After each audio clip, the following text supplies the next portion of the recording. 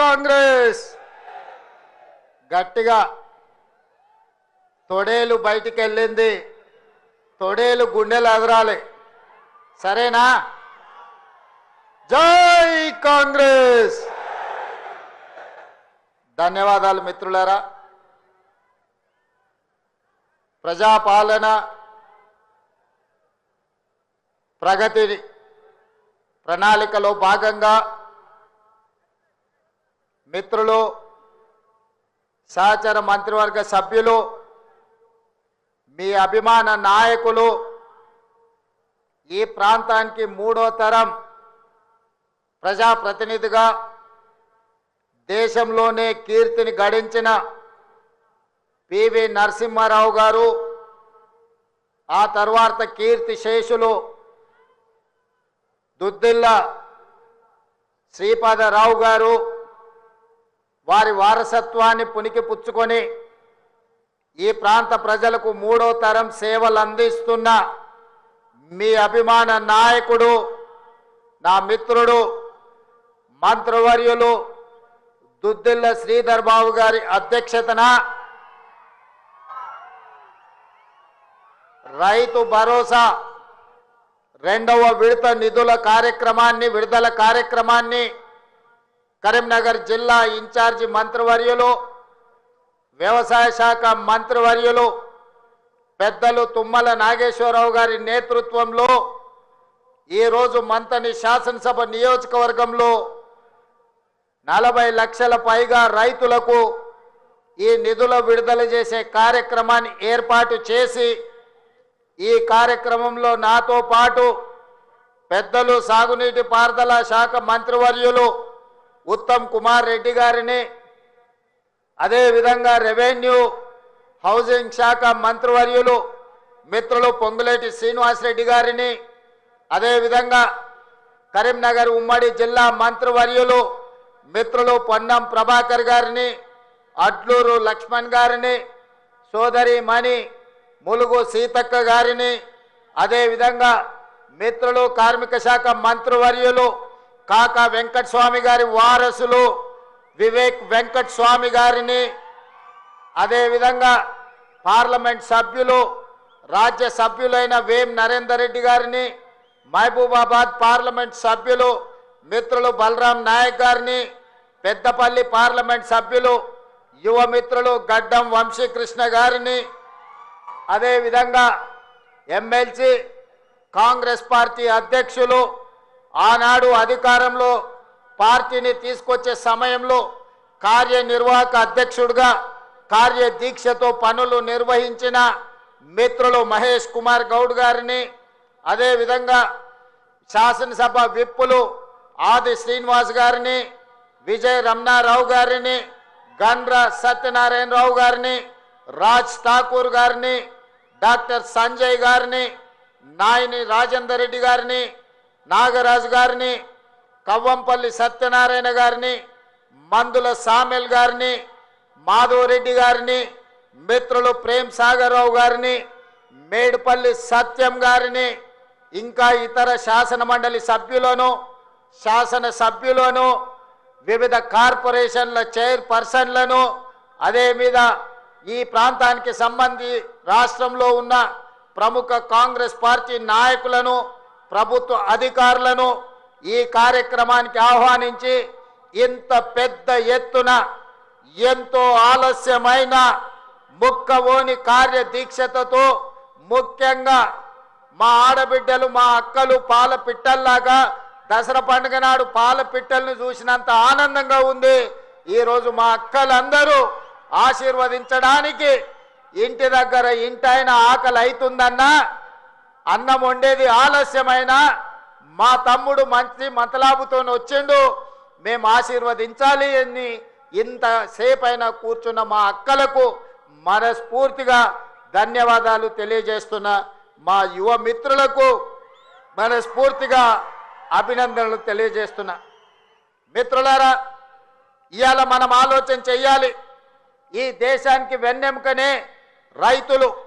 ఆ రైతు వెన్నెముక, ఆ రైతు నిటారుగా నిలబడాలి.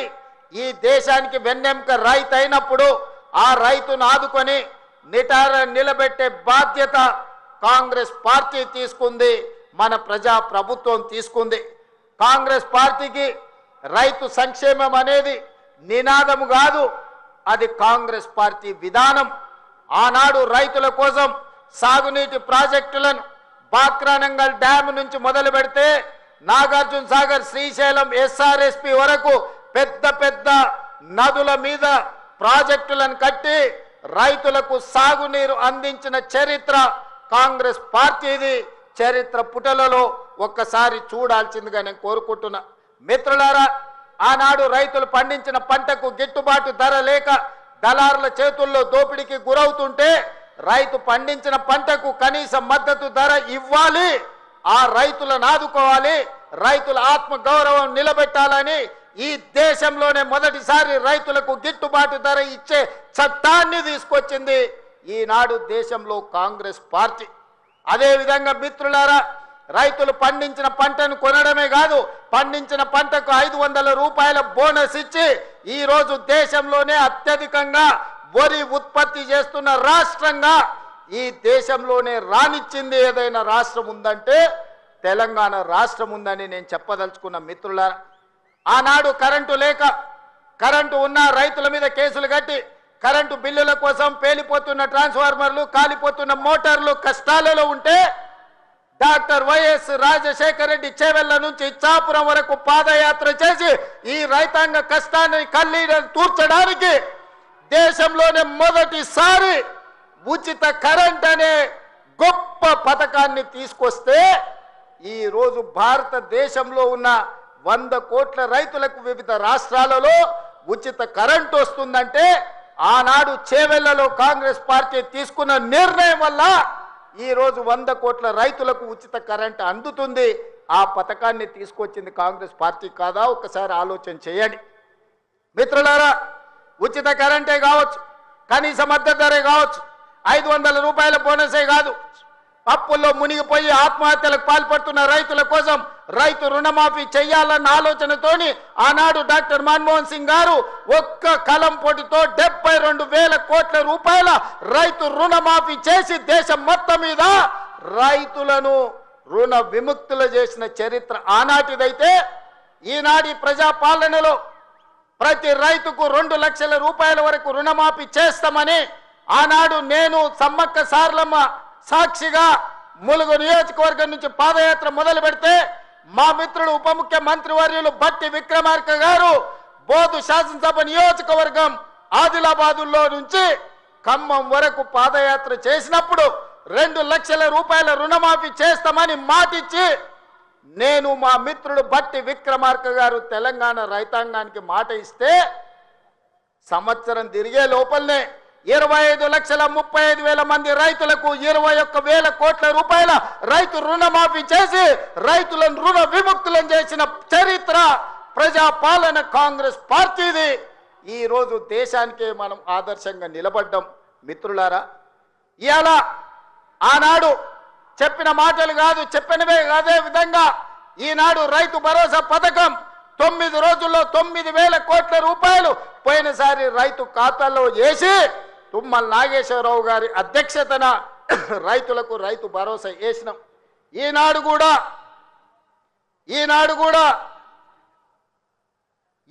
కూడా రైతు భరోసాలో భాగంగా మొదటి విడతగా 3,500 కోట్లు, రెండవ విడత 2,200 కోట్లు, మొత్తం 5,700 కోట్లు ఈరోజు రైతుల ఖాతాలో రైతు భరోసా వేసి వచ్చే నెలలో ఇంకా 3,300 కోట్ల రూపాయలు రైతు భరోసా పథకంలో భాగంగా 9,000 కోట్ల రూపాయలు ఇవాళ రైతుల ఖాతాలో వేసి రైతుల కళ్ళల్లో ఆనందం చూడాలి.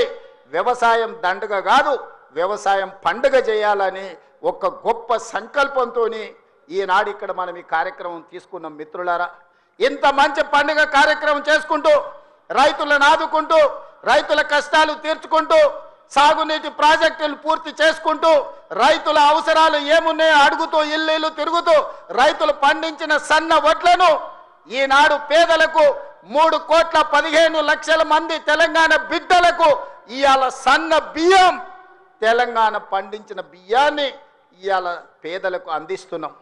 ఎక్కడైనా ఏ రాష్ట్రంలో అయినా ఈ భారతదేశంలో స్వతంత్రం వచ్చి 75 సంవత్సరాలలో నేను ఇవాళ సూటిగా సవాలు విసురుతున్నా.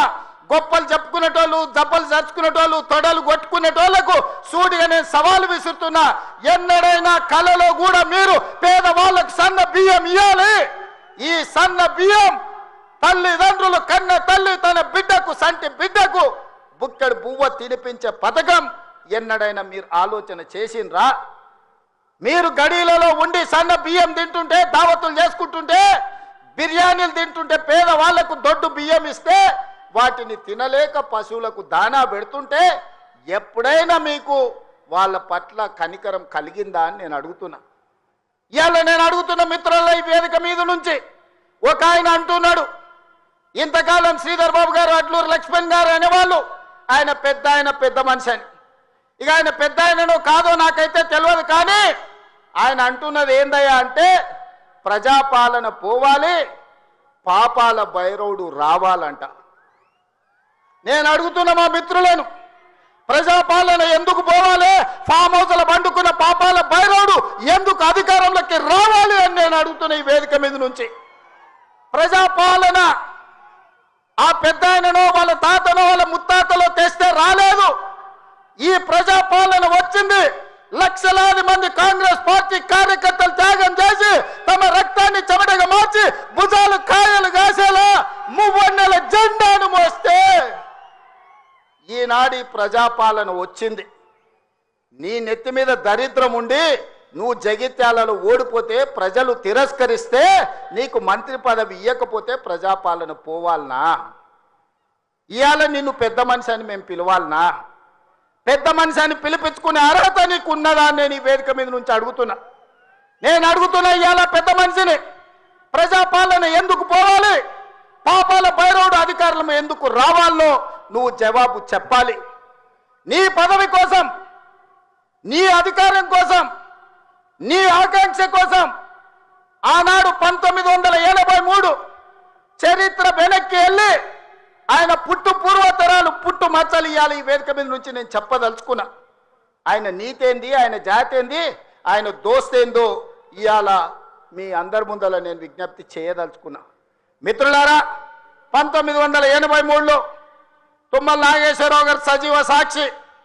ఆనాడు అన్న పెద్దలు నందమూరి తారక రామారావు గారు యువ న్యాయవాదిగా జగిత్యాలలో న్యాయవాది పదవిని బాధ్యత నిర్వహిస్తుంటే పిలిచి భుజం తట్టి నీకు ఎమ్మెల్యే టికెట్ ఇచ్చి నీకు ఎక్సైజ్ శాఖ మంత్రి ఇస్తే సంవత్సరం తిరిగే లోపలనే అన్న ఎన్టీఆర్ను వెన్నుపోటు పడిచి నాదెండ్ల భాస్కరరావుతోని జట్టు కట్టిన నువ్వు నాదెండ్ల భాస్కరరావు సోపతిని వదిలి కాంగ్రెస్ పార్టీలకు వచ్చి 40 సంవత్సరాలు పూర్తయింది.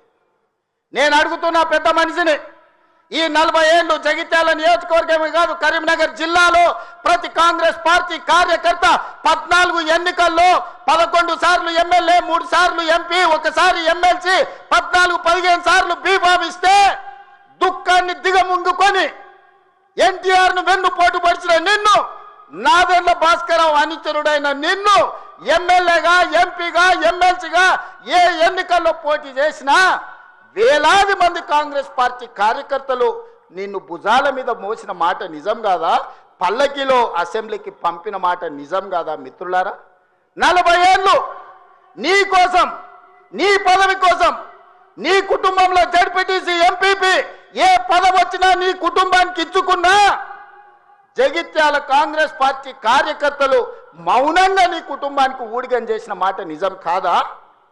గ్రామంలో ఉన్నోడు గ్రామంలో ఉండాలి, మండలంలో ఉన్నోడు మండలంలో ఉండాలి, జిల్లాలో ఉన్నోడు నియోజకవర్గంలో ఉన్నోడు నియోజకవర్గంలో ఉండాలని పాపంది చేసింది నువ్వు కాదా?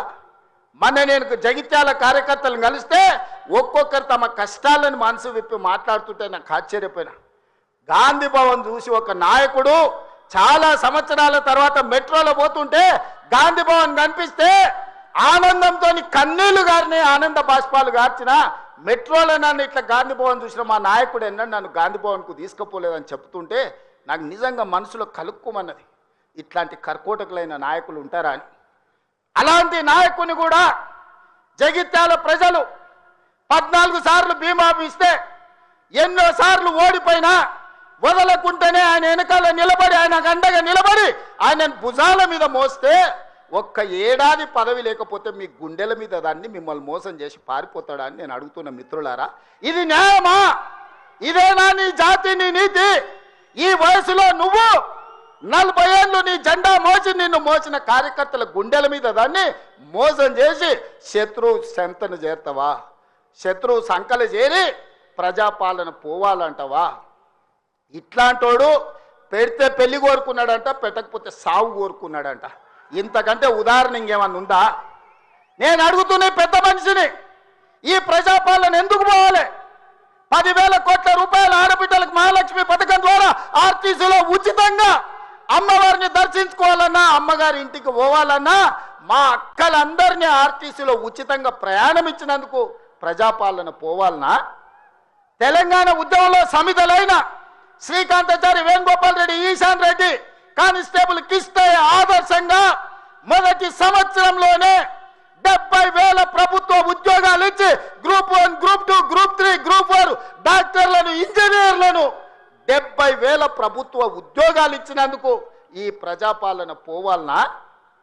ఆనాడు ఒరేస్తే ఉరేసుకున్నట్టే అని మాట్లాడిన నువ్వు నీ ఫామ్ హౌస్లో 150 ఎకరాలలో ఒరేసుకొని 4,200 రూపాయల క్వింటాలు అమ్ముకొని నువ్వుంటే, రైతులు ఆత్మహత్యలు చేసుకుంటుంటే 8,000 కొనుగోలు కేంద్రాలను తెరిచి ఉత్తమ్ కుమార్ రెడ్డి గారు 2,58,00,000 మెట్రిక్ టన్నులు ప్రతి సంవత్సరం ఒడ్లు కొన్నందుకు ప్రజాపాలన పోవాలనా?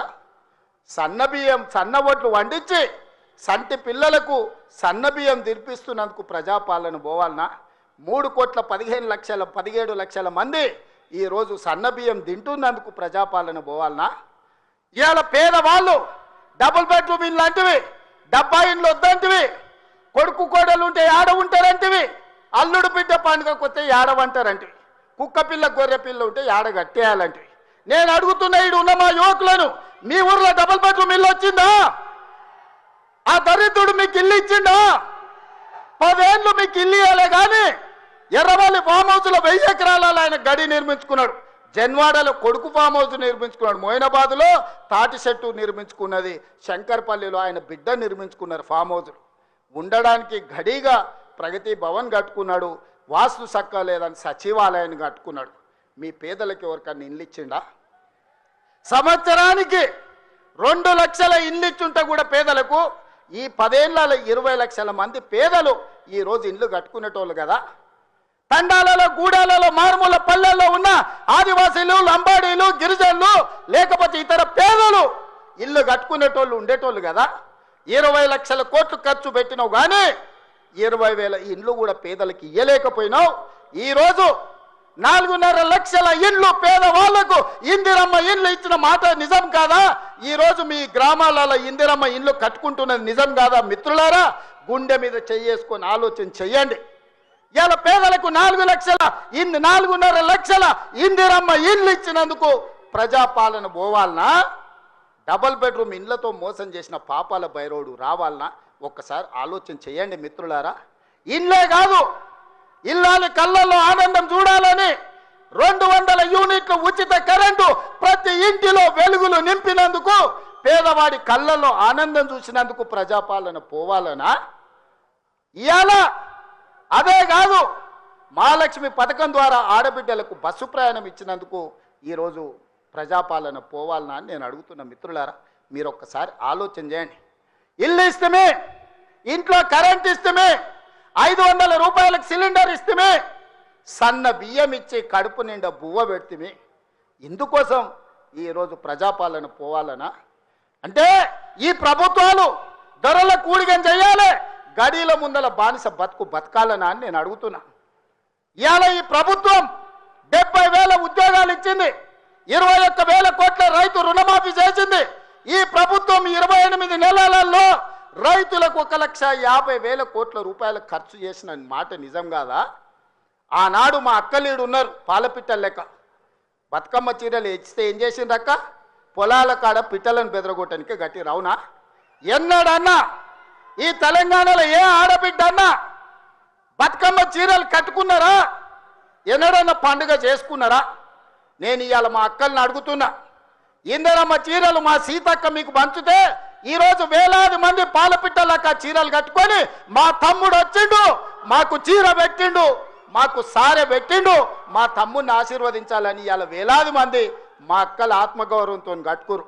ఈ పక్కలు ఉన్న మా సోదరులు, అమ్మో మా ఆవిడ కూడా మంచిగా అందంగా ఉందే ఏందో అనుకున్నా అని పాలపిట్ట చీరల భార్యను చూసి సంతోషపడుతురు. ఇవాళ 1 కోటి మంది ఆడబిడ్డలకు 1 కోటి చీరలు ఇచ్చినందుకు, ఇందిరమ్మ చీరలు ఇచ్చి వాళ్ళ కళ్ళల్లో ఆనందం చూసినందుకు ఇవాళ మేము దిగిపోవాలనా?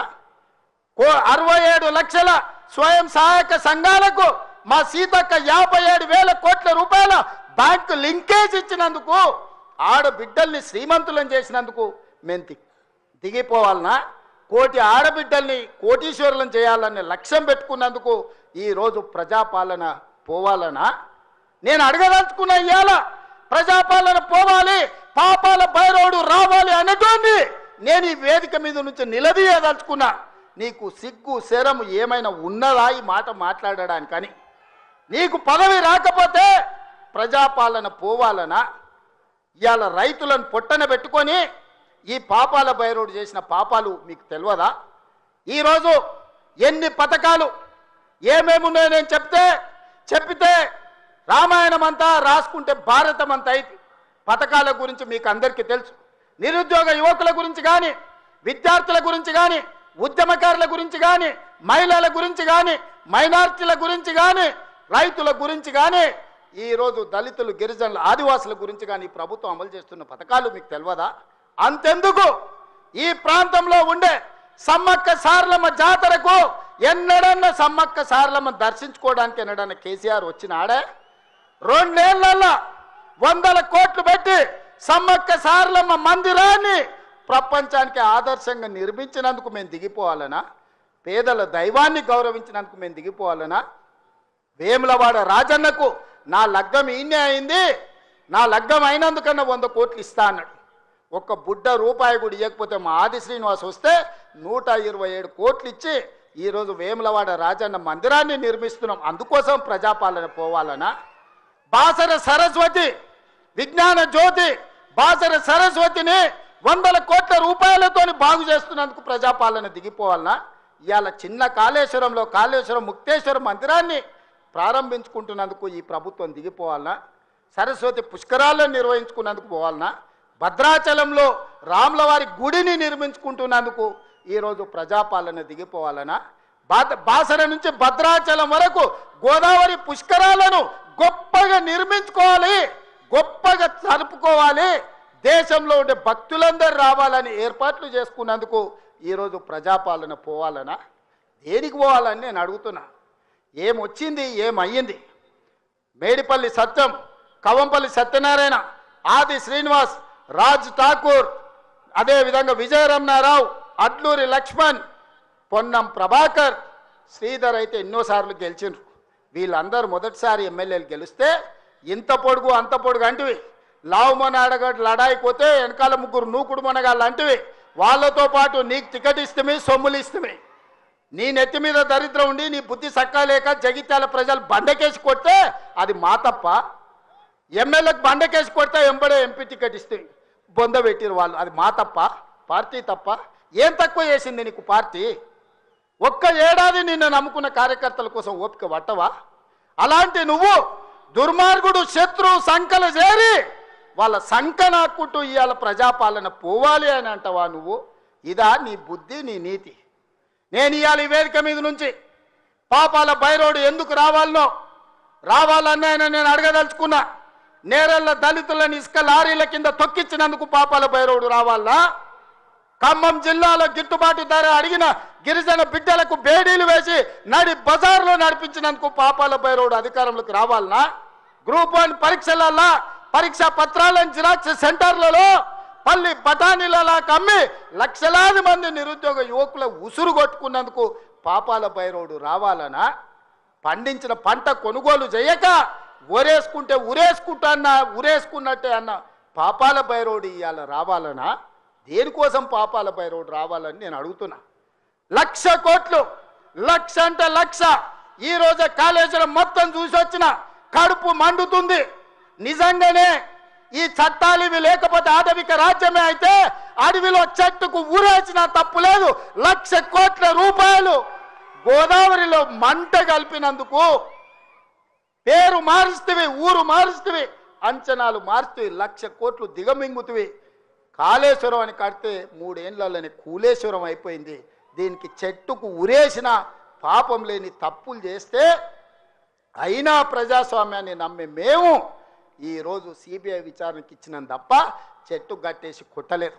అదే నిజాం సర్కార్ అయితే ఇట్లా తప్పు చేసిన వాళ్ళు ఊర్లో కోదండం వేసి లాగులో తొండలు ఇడిచి తిరిగింది కళ్ళగొట్టేటోళ్ళు ఇట్లాంటి తప్పులు చేసిన వాళ్ళు. కానీ కాంగ్రెస్ పార్టీ కార్యకర్తల ప్రభుత్వం మంచిది కాబట్టే ఈరోజు ఇవన్నీ చేయలేదు. ఇవి చేసినందుకు పాపాల భైరవుడు రావాలనా? దేనికోసం రావాలి? మళ్ళా కొడుకును ముఖ్యమంత్రిని చేయడానికి, అల్లుని మంత్రిని చేయడానికి, సారాలో సోడా పోసేటోని రాజ్యసభ చేయడానికి, బిడ్డకు ఎమ్మెల్సీ చేయడానికి పాపాల భైరవుడు రావాలనా? దేనికోసం రావాలయ్యా నేను అడుగుతున్నా. ఈ కరీంనగర్లో ప్రజాపాలన పోవాలంటుండు ఒక దళిత బిడ్డ అట్లూరు లక్ష్మణ్, లేచి నిలబ లక్ష్మణ్, ఒక దళిత బిడ్డను ఎమ్మెల్యేని కాదు ఇవాళ మంత్రిగా చేసినందుకు పార్టీ ఓడిపోవాలన్నా? జగిత్యాలలో ఇవాళ పొన్నం ప్రభాకర్ ఒక బలైన వర్గాల బిడ్డను మంత్రిని చేసినందుకు ప్రజాపాలన పోవాలనా? ఒక ఆది శ్రీనివాసును విప్పు చేసినందుకు ప్రజాపాలన పోవాలనా? ఓ విజయ రమణారావును విప్పు చేసినందుకు ఈరోజు ప్రజాపాలన పోవాలనా? శ్రీధర్ బాబు గారి నేతృత్వంలో నడుస్తున్న ఈ ప్రభుత్వం ప్రజాపాలన పోవాలనా? మిత్రులారా మీరు చెప్పండి. కరీంనగర్ జిల్లాలో 3 మంత్రులు 2 విప్పులు ఇచ్చినందుకు ఈ ప్రజాపాలన దిగిపోవాలనా? నీ ఒక్కనికి పదవి ఇవ్వకపోతే ఒక దళిత బిడ్డ అడ్లూరి లక్ష్మణ్ మంత్రి చేస్తే నువ్వు చూసి ఓర్వలేను అని నువ్వు అసలు మనిషివేనా? గింత అసూయ, గింత ద్వేషం ఎవరికైనా ఉంటుందా కడుపులా? ఇంతకాలం ముసుగు తొడుకొని బతికాడు, ఈ నాళ్ళకు ఆ ముసుగు తొలగిపోయింది. కడుపు నిండా విషమే, విషమున్నోడు ఇవాళ కడుపులో కత్తులు పెట్టుకొని కౌగిలించుకుంటారు. చూస్తున్నాం. ఆయన ప్రభుత్వం వస్తాడంటే ఈయనకు పెద్ద పదవి ఇస్తాడంట. నీకున్న ప్రతిపక్ష హోదా ఊడగొట్టకపోతే నా పేరు మార్చుకుంటా బిడ్డ కేసీఆర్. 2023లో నిన్ను ఓడగొట్టిన, 2024లో నీకు గుండు సున్నా ఇచ్చిన, సర్పంచ్ ఎలక్షన్లో పాతరేసిన, మున్సిపల్ ఎన్నికల్లో ఉప్పు పాతరేసిన, జూబ్లీ హిల్స్ కంటోన్మెంట్లో నీకు గోరి కట్టిన, వచ్చేసారి ఆ గోరి మీద మా కాంగ్రెస్ పార్టీ కార్యకర్తలు జెండా ఎగరేస్తారు. ఇదే నా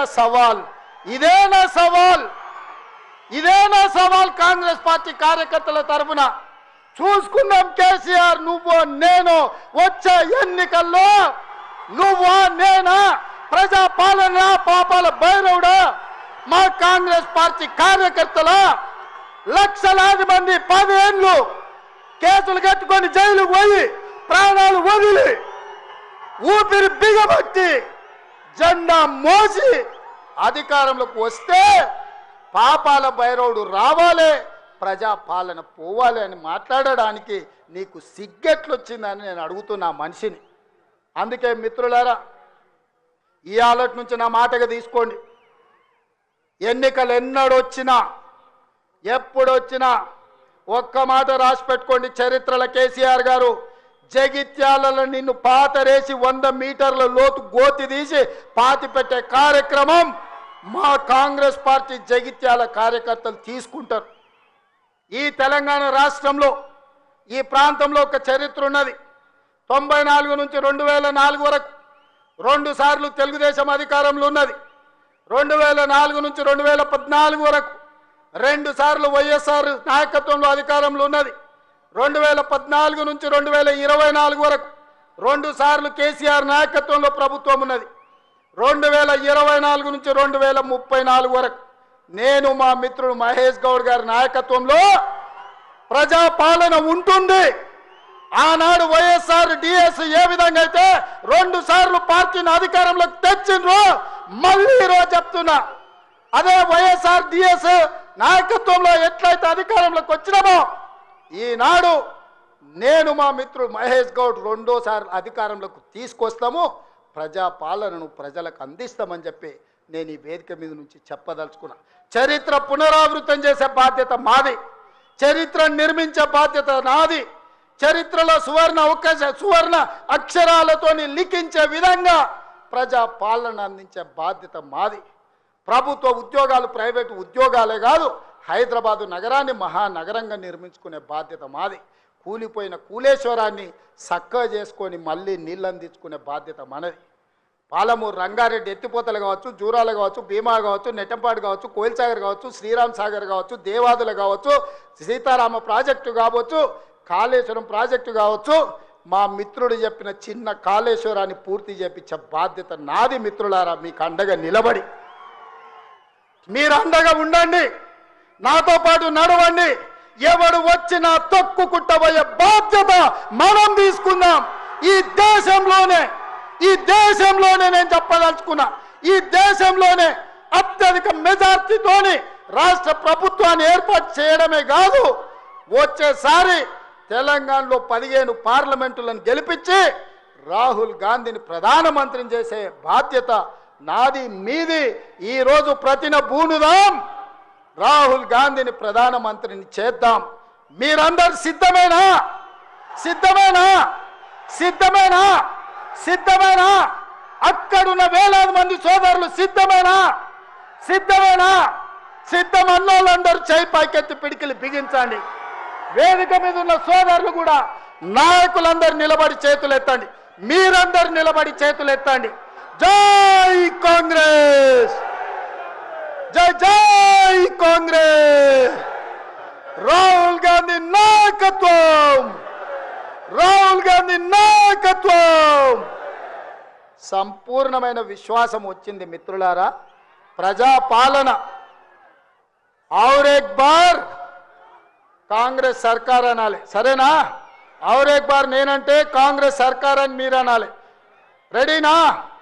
రెడీనా? और एक बार, और एक बार, और एक बार, और एक बार, और एक बार, और एक बार.